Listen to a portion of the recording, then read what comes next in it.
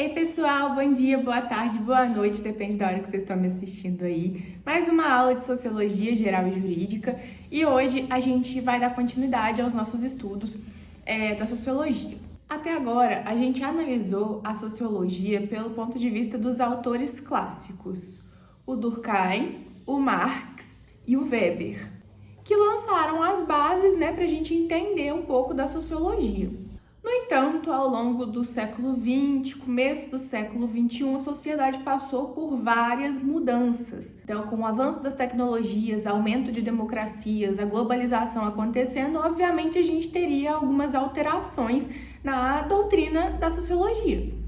Principalmente quando a gente vai analisar pelo ponto de vista do direito, o avanço dos direitos humanos, quando a gente pensa ali no contexto da Segunda Guerra Mundial.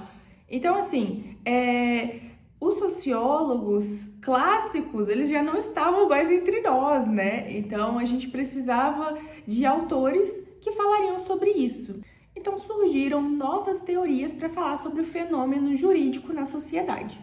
Nessa aula, a gente vai falar um pouquinho sobre 3 autores que são os maiores teóricos da sociologia no final do século XX. E, gente, a minha pronúncia talvez não seja perfeita. Talvez. Mas é o Jürgen Habermas, o Pierre Bourdieu e o Niklas Luhmann. A gente vai começar falando sobre os estudos do Habermas. Esse autor ele se preocupou em entender como as sociedades democráticas podem construir decisões legítimas e justas. Para ele, o direito não é só um instrumento de controle social, não é um poder relacionado diretamente com o poder estatal. A principal função do direito seria garantir condições para um cidadão participar do diálogo, ou seja, a participação do cidadão na democracia. Para Habermas, as normas jurídicas são mais legítimas quando elas surgem de processos de discussão pública, onde a gente tem grupos diferentes expressando as suas opiniões. Com ele, a gente vê que a ideia da democracia não é só votar periodicamente. Ele preza muito pelo debate, pela comunicação, a liberdade de expressão, a participação da sociedade em decisões coletivas. E o direito, nesse contexto, seria um mecanismo, para organizar discussões, proteger direitos fundamentais, garantindo que todo mundo possa participar da vida política em condição de igualdade. E, gente, nessa teoria a gente consegue pensar na prática realmente que existe, funções que o ser humano precisa de diálogo para poder desempenhar no papel da sociedade política.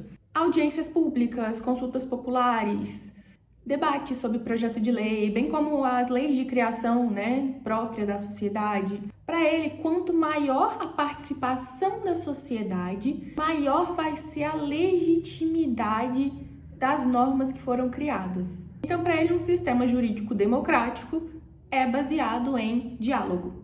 Outro autor que a gente vai ver aqui, então, é o Bourdieu. A contribuição dele para a sociologia no direito está na análise das relações de poder presentes nas instituições sociais. Bourdieu afirma que a sociedade ela é dividida em vários campos. A gente tem o campo jurídico, o campo educacional, o campo político, o campo econômico. E cada campo vai possuir suas próprias regras, os seus agentes e as suas disputas internas. Para Bourdieu, o direito é um campo de poder.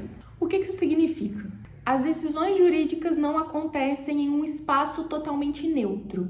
Juízes, advogados, promotores, professores de direito e os demais profissionais da área participam de um ambiente que tem uma disputa por reconhecimento, prestígio e influência. E ele traz um conceito de poder simbólico para explicar como que determinadas instituições conseguem exercer autoridade sem necessariamente recorrer à força física. O direito é um grande exemplo disso.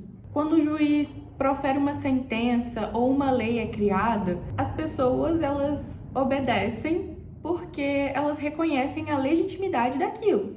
Elas reconhecem a legitimidade daquela autoridade, quem criou a lei, quem proferiu a sentença.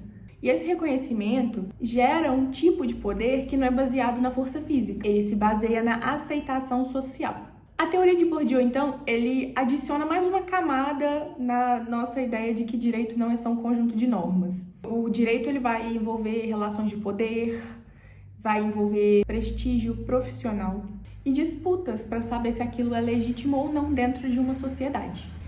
E o terceiro autor que a gente vai estudar é o Niklas Luhmann. A teoria dele é uma das mais complexas, considerada uma das mais complexas pela sociologia contemporânea, mas a gente vai focar nos pontos principais de forma bem simples. Para Luhmann, a sociedade moderna é extremamente complexa. Ela passou a funcionar através de diversos sistemas especializados. Então a gente tem o sistema econômico, o sistema político, o sistema educacional e o sistema jurídico. Cada um desses sistemas possui uma função específica e opera com regras próprias. Então, para ele, o direito seria relativamente autônomo. Isso significa que, embora o direito seja influenciado por fatos da sociedade, o sistema jurídico não necessariamente vai responder diretamente a todas as pressões externas.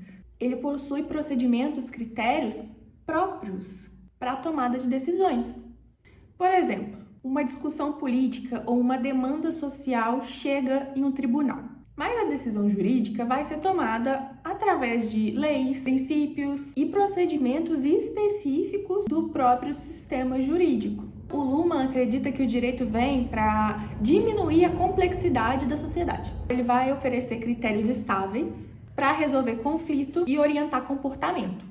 O direito ele não vai ficar mudando muito. Assim, a gente sabe que muda, né, gente? Mas na prática a gente sabe que o Código Penal, por exemplo, está aí há 500 mil anos e a atualização, a gente teve o pacote anticrime agora em 2019, mas antes disso demorou muito para ter uma atualização, então a gente sabe que os crimes hediondos, eles podem mudar ali, mas é muito difícil um crime deixar de ser hediondo. Na teoria do Luhmann, o direito consegue manter uma estabilidade em sociedades que estão cada vez mais complexas. Ao invés de focar em pessoas ou instituições, o Luhmann vai observar esses sistemas sociais e como eles se comunicam e se observam. Quando a gente compara esses três autores, a gente observa que temos mais 3 pontos de vista para entender o fenômeno jurídico.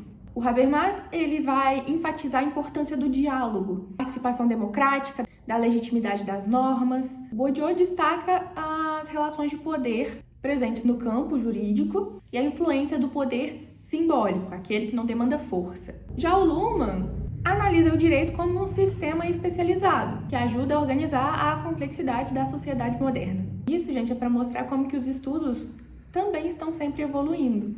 Os autores clássicos vão vir para a gente entender um pouco a coesão social, luta de classes, racionalização. Aí vem os pensadores contemporâneos e eles tentam responder os desafios de uma sociedade marcada por globalização, pela diversidade cultural, pela expansão dos direitos, por novas formas de comunicação. E, gente, concluindo, a gente observa que transformações sociais exigem novas formas de interpretação da realidade. Por isso que a sociologia do direito continua produzindo teorias capazes de explicar ou tentando explicar os desafios do mundo contemporâneo. O Habermas, o Bourdieu e o Luhmann, eles trazem pontos de vista diferentes para a gente entender a nossa sociedade atual.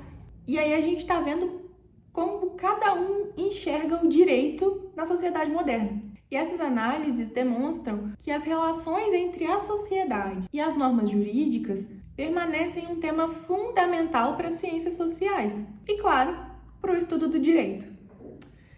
Então, gente, foi assim, essa aula foi um pouquinho mais conteudista.